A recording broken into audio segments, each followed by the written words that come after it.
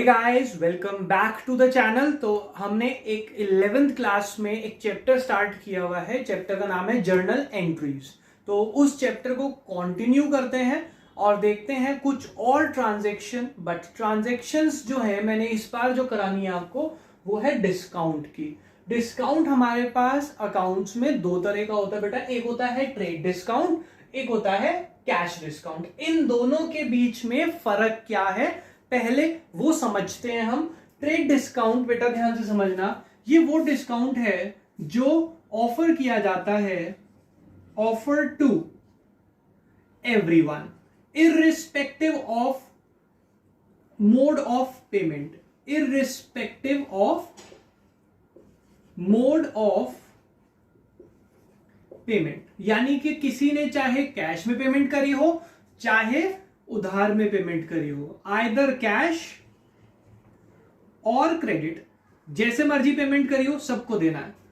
और cash discount नाम से ही पता चल रहा है, ऑफर टू या ऑफर्ड फॉर, किस चीज के लिए offer, offer to for to या for cash oblique cheque payments.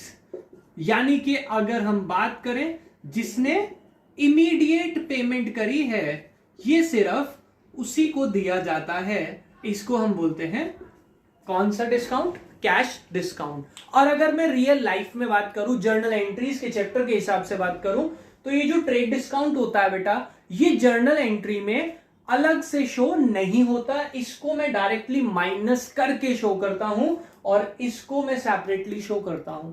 ऐसा क्यों सर, ध्यान से सुनना बेटा।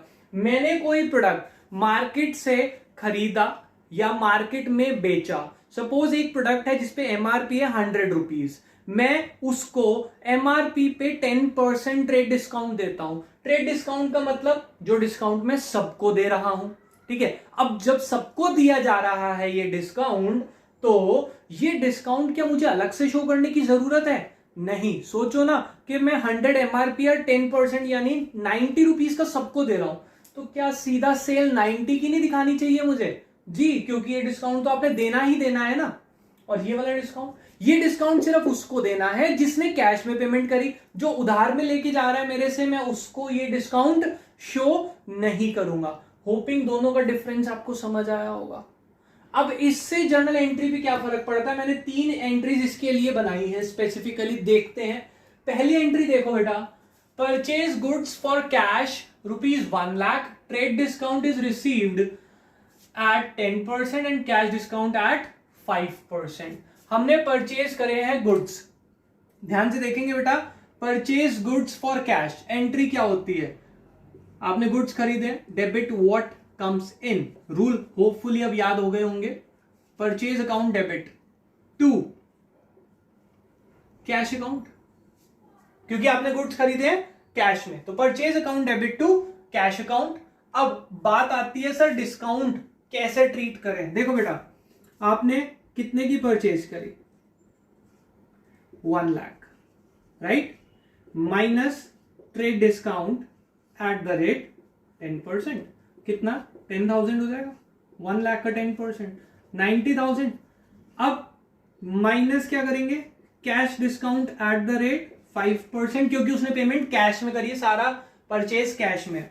तो 90,000 का 5% कितना हो जाएगा? 4,500। इसमें से ये माइनस करूंगा तो 85,500। ये होगा हमारा एक्चुअल में परचेज। और मैंने आपको अभी बताया बेटा कि ये जो ट्रेड डिस्काउंट है ये मैं एंट्री में शो नहीं करूंगा, यानी कि इसके बाद जो आएगी वैल्यू सीधा उससे शो एंट्री करूंगा। तो परचेज कितने की हो गई? 90,000। बट उसको मैंने कैश कितना दिया होगा? 85,500, क्योंकि कैश डिस्काउंट काट लिया होगा। तो जो डिस्काउंट मुझे मिला है, परचेज करी है तो डिस्काउंट मिला होगा, तो मेरे लिए फायदा है। देखो, तो मैं क्या करने वाला हूं, कैश में कितना लिखने वाला हूं? 85,500 जो मेरी जेब से एक्चुअल में गया, डिफरेंस आ गया क्रेडिट में, तो लिखूंगा टू डिस्काउंट। बेटा क्रेडिट में फायदे होते हैं ना, रूल याद करेंगे अगर आप, याद आ जाएगा, क्रेडिट ऑल इनकम्स और गेन्स। और वैसे भी परचेज कर रहे हैं तो डिस्काउंट मिलेगा ना, क्योंकि परचेज कर रहे हैं तो पैसे देने पड़ेंगे, और पैसे देने हैं और उसमें डिस्काउंट मिल रहा है तो फायदा है। फायदा हमेशा क्रेडिट होता है, डिस्काउंट रिसीव्ड कितना 4500। तो सर ट्रेड डिस्काउंट, बेटा मैंने आपको अभी बताया थियोरेटिकली कि ट्रेड डिस्काउंट जो है वो जर्नल एंट्री में शो नहीं होता, वो डायरेक्टली माइनस करने के बाद जो वैल्यू आती है वो शो हो जाती है। क्या लिखेंगे? Being goods purchase and discount received.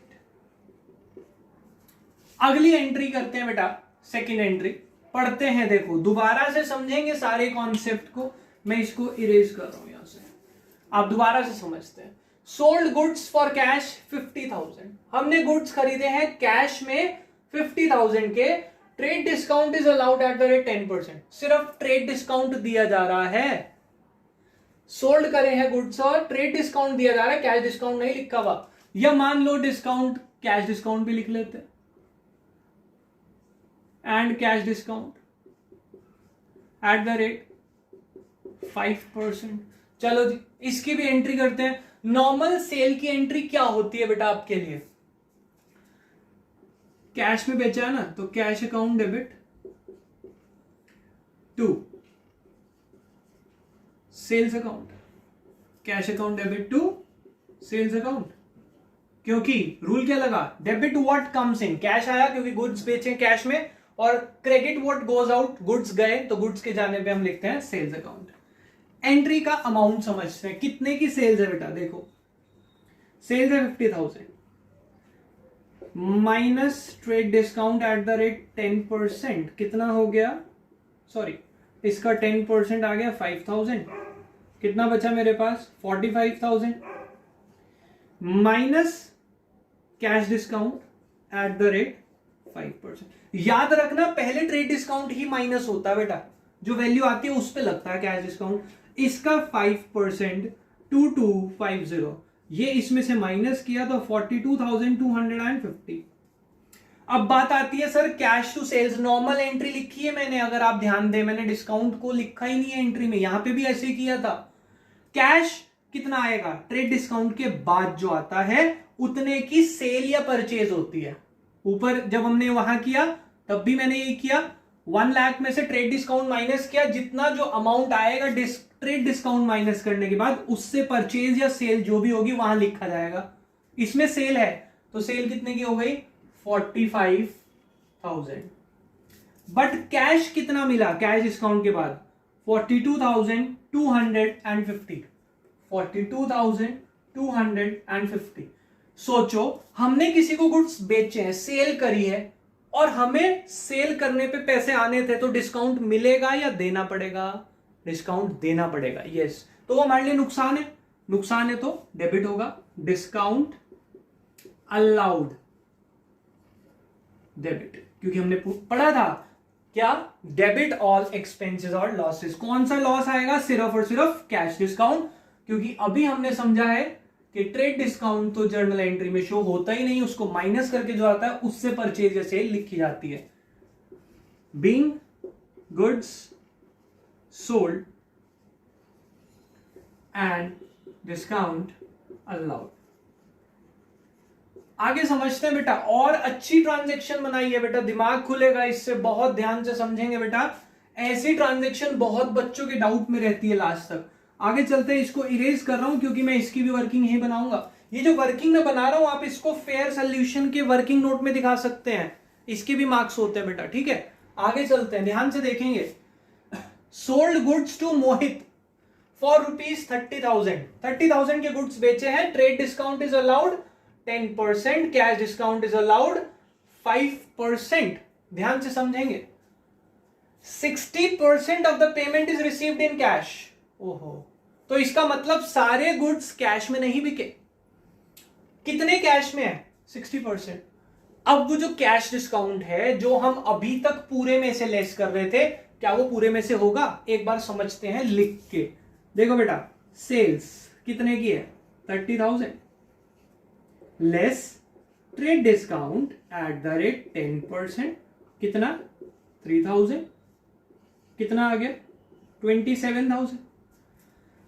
इसमें से माइनस करता था cash discount, but cash discount तो किसको मिलता है, मीनिंग में लिखा है जिसने कैश में या चेक से पेमेंट करी है। कैश में कितनी पेमेंट हुई है, 60%। ओके, तो ये कैश डिस्काउंट इसको नहीं मिलेगा।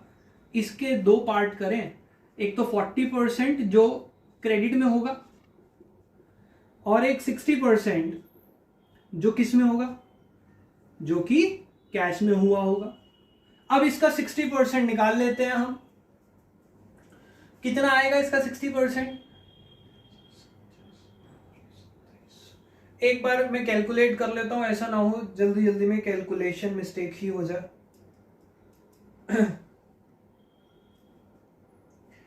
27,000 का 60%, तो ये आ रहा है 16,200। बाकी कितना बचा, 10,800। अब बेटा ध्यान से समझेंगे, कैश डिस्काउंट आपके हिसाब से कॉन्सेप्चुअली किसको मिलना चाहिए, जिसने कैश में पेमेंट करी है, जिसने क्रेडिट में करी है, दोनों को? सर कैश वाले को। तो यहां लिखते हैं minus cash discount at the rate 5%। इसका 5% यानी कि 810 रुपीज। 16,200 में से हम माइनस करेंगे 810, तो हमारे पास आ जाएगा 15,390 रुपीज। अब ध्यान से समझेंगे, होपिंग ये कैलकुलेशन तो समझ आ गई होगी कि ऐसा क्यों हुआ, क्योंकि कैश में 60% पेमेंट आई। अब जर्नल एंट्री पे ध्यान देंगे बेटा। आपने गुड्स बेचे हैं, पहले नॉर्मल सेल की एंट्री कर लो। कैश में बेचे हैं, उधार में भी बेचे हैं। चलो जी, कैश की एंट्री होती है cash account debit to sales account. ठीक है बेटा। और अगर उधार में बेचे हैं तो उसकी एंट्री क्या होती है, सोचो, डेबिट व्हाट कम्स इन। नहीं, उधार में बेचे हैं, कुछ नहीं आया, डेबिट द रिसीवर। हाँ, रिसीवर कौन है, मोहित। तो एंट्री होती है मोहित टू सेल्स। तो मैंने क्या करा, कुछ कैश है कुछ उधार है, तो दोनों लिख दिया, cash account debit, Mohit account debit to sales. आपको याद होगा कि मैंने आपको फर्स्ट क्लास में बताया था जर्नल की कि सेल्स हमेशा क्रेडिट होती है, क्योंकि क्रेडिट व्हाट गोज आउट होता है, debit what comes in. Cash आया तो कैश, और उधार में है तो उस पर्सन का नाम। ठीक है, तो cash account debit, Mohit account debit to sales. Sales आपको अभी बताया कॉन्सेप्चुअली कितनी आती है, ट्रेड डिस्काउंट के बाद जो होता है। ट्रेड डिस्काउंट के बाद कितना है, 27,000। चलो वैल्यू फिल करना शुरू करते हैं। कैश कितना आया सर, कैश डिस्काउंट के बाद ये आया 15,390। मोहित से लेने कितने, क्रेडिट में कितना है, 10,800। डेबिट में डिफरेंस आ गया, और वैसे भी जब आप किसी को डिस्काउंट देते हैं तो वो आपके लिए नुकसान होता है। सेल करी है और डिस्काउंट देना पड़ा तो नुकसान है ना, तो लिखा जाएगा डिस्काउंट अलाउड डेबिट। कितना, कौन सा डिस्काउंट शो होता है, सिर्फ कैश वाला। आपको अभी बताया ट्रेड डिस्काउंट तो लेस होके ही लिया हमने यहाँ पे, तो कैश डिस्काउंट जो है वो डिस्काउंट अलाउड के नाम से यहां शो कर दिया, और ये हमारी ट्रांजेक्शन हो गई खत्म। तो बेटा होपफुली आपको ये ट्रांजेक्शन समझ आई होंगी। आप इसका स्क्रीनशॉट लेना चाहें स्क्रीनशॉट ले लें। और एक चीज याद रखिए, मोस्ट इंपॉर्टेंट कॉन्सेप्ट है जो आपके पास पेपर में बहुत बार आता है। होपिंग ये समझ आया होगा। अगर कोई डाउट रहेगा प्लीज कमेंट बॉक्स में बताना, इसको फिर से रिपीट कर लेंगे। और अभी तो मैं जब आगे के क्वेश्चंस और आगे के कॉन्सेप्ट कराऊंगा, इसकी एंट्रीज रिपीट कराता रहूंगा, जिससे आप इससे हैबिचुअल हो जाए। बाकी क्वेश्चन आप बुक से ट्राई करना, कोई डाउट आए तो उस क्वेश्चन की, उस ट्रांजेक्शन को कमेंट बॉक्स में टाइप करके भेजना मेरे पास, मैं उसको सॉल्व करा दूंगा नेक्स्ट क्लास में। अभी के लिए बाय बाय।